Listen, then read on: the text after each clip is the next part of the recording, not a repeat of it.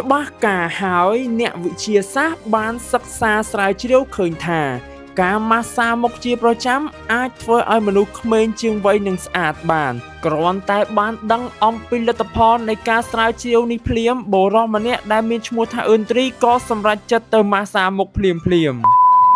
គឺឃើញថាថ្មីនេះអ្នកវិទ្យាសាស្ត្របានរកឃើញអំពីរបបកំហើញថ្មីការម៉ាស្សាមុខអាចធ្វើឲ្យក្មេងជាងវ័យសម្រាប់ត្រីវិញថាតើត្រីមានការយល់ឃើញយ៉ាងណាដែរបាទបងសម្រាប់ខ្ញុំវិញអត់ចាំយូរទេគ្រាន់តែដឹងអំពីលទ្ធផលនៃការស្រាវជ្រាវនៃរបបកំហើញថ្មីនេះភ្លាមគឺយើងសម្រេចចិត្តទៅម៉ាស្សាមុខភ្លាមតែម្ដងអូឃើញថាចាស់លុយខ្លាំងមែនតើចុះកន្លែងណាដែលអូនទៅទទួលសេវាកម្មការម៉ាស្សាមុខនេះបាទបងគឺខ្ញុំទទួលសេវាកម្មការម៉ាស្សាមុខនេះនៅ The K Clinic ចុះការម៉ាស្សាមុខនេះគេធ្វើជាខ្លះអូនបាទបងចំពោះការម៉ាស្សាមុខនេះគឺមានច្រើន step ច្រើនដំណាក់កាលមែនតើហើយនេះគឺជាស្បែកមុខខ្ញុំមុននឹងម៉ាស្សាហើយម៉ាស៊ីននេះគឺម៉ាស៊ីន Hydro គឺគេតំចូលថ្មីហើយម៉ាស៊ីននេះគឺម៉ាស៊ីនបញ្ចូលវីតាមីនមុខបាទបងចំពោះការម៉ាស្សាមុខនេះវិញដំបូងហ្នឹងគឺគេយកកណាត់បូដើម្បីយកមកជោគសក់យើងឡើងឲ្យរៀបរយបន្ទាប់មកគឺគេយកម៉ាស៊ីន Hydro នោះដើម្បីធ្វើការលាងសម្អាតកំទេចកំទីធូលីដីដែលជាប់នៅលើមុខយើងឲ្យស្អាតបន្ទាប់ពីលាងរួចដូចបងបានឃើញចឹងទឹកខាងនេះវិញគឺថ្លាស្អាតគឺទឹកថ្មីហើយទឹកខ្មៅនេះគឺទឹកដែលលាងមុខខ្ញុំហើយហ្នឹងបន្ទាប់ពីលាងសម្អាតផ្ទៃមុខរួចហ្នឹងគឺគេចាប់ផ្ដើមភៀលហ្នឹងគឺជាការជំរុះកោសិកាចាស់ណា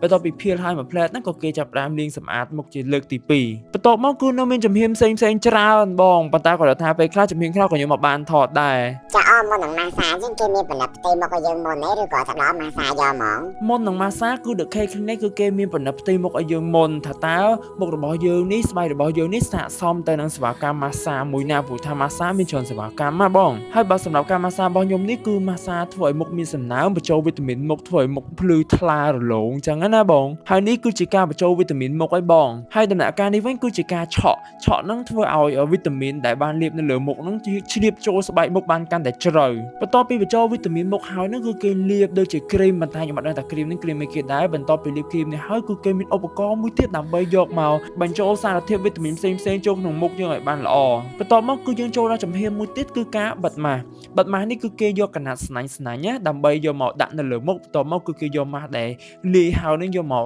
បិទនៅលើមុខយើងហើយម៉ាស់ហ្នឹងធំក្លិនជាតិម៉ងតត្រជាក់មែនតើបន្ទាប់ពីគេយកម៉ាស់មកបៀកបិទនៅលើមុខយើងសពអស់ហើយគឺគេឲ្យយើងគេងសម្រាប់មួយផ្លែតសិនដើម្បីឲ្យម៉ាស់ហ្នឹងសារធាតុរបស់ម៉ាស់ជ្រាបចូលក្នុងស្បែកមុខរបស់យើងអូខេឥឡូវហ្នឹងគឺយើងណែបានចេញលទ្ធផលបែបនេះឥឡូវដល់ពេលដែលគេត្រូវបកម៉ាស់ចេញណាវ៉ាវគឺឃើញថាមុខឡើងភ្លឺសតែម្ដងបងប្អូនបន្ទាប់មកជាចុងក្រោយគឺគេលាបសាំប្លុកឲ្យខ្ញុំព្រោះដោយសារតែខ្ញុំធ្វើការភើលហើយចេញពីម៉ាស្សាខ្ញុំត្រូវទៅថតទៀតចឹងគេលាបសាំប្លុកឲ្យខ្ញុំដើម្បីការពារស្បែកមុខយើងចឹងណានេះ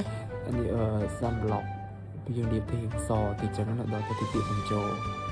តែខ្ញុំថតដល់អស់ឃើញសារតែស្បែកខ្ញុំឆាប់ក្រហមអញ្ចឹងពេលដំបូងគឺគេប្រើហៃក្រូមានក្រហមតែអត់ទៅដោយសារតែស្បែកខ្ញុំខ្លួនឯងហ្នឹងហើយដល់ទៅពេលយើងចប់សេវាកម្មទៅវាស្រកទៅវិញក្រហមអញ្ចឹងណាក៏ចេញមកបែបនេះហើយស្អែកអីវាកាន់តែស្អាតជាងហ្នឹងអូនៅពេលដែលនេះចូលសាំប្លុកស្អាតទៅបងប្អូនឃើញទេអង្ថ្លាគីឡូភ្លឺហ្មងវីតាមីនញាក់សាច់